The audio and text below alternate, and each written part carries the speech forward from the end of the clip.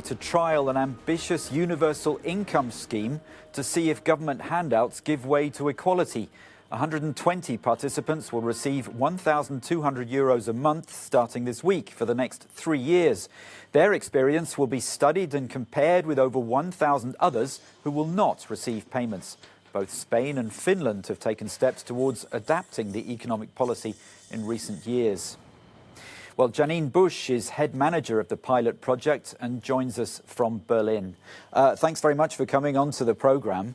So it's not a new idea. Do you think the idea for a universal basic income has been given added impetus in the light of the coronavirus pandemic?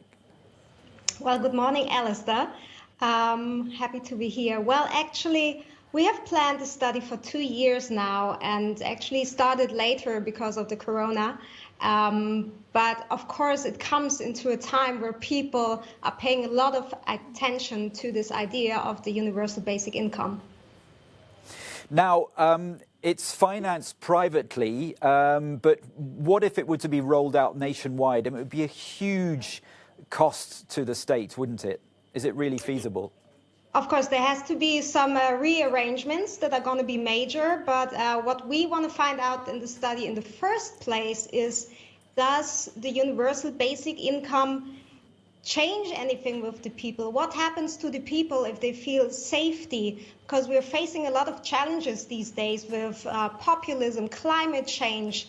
Does the safety net of a basic income give people a clear head to think about new perspectives? How exactly would it benefit the ordinary person? Obviously, there's money in their pocket, but of course, there are hidden costs behind it. Well, if you, these days, going to work and so on, you have a lot of stress in your mind. You don't have a clear head spirit to really think about like what you're doing, what can you do to help our society facing those challenges and find solutions. So this could be like really a new start. It's a 3-year trial. How open is the German government, do you think, to taking it on if it's successful? Well, I haven't talked to Angela Merkel about it, but I think they all are very looking forward to the final results that we will have after 3 years.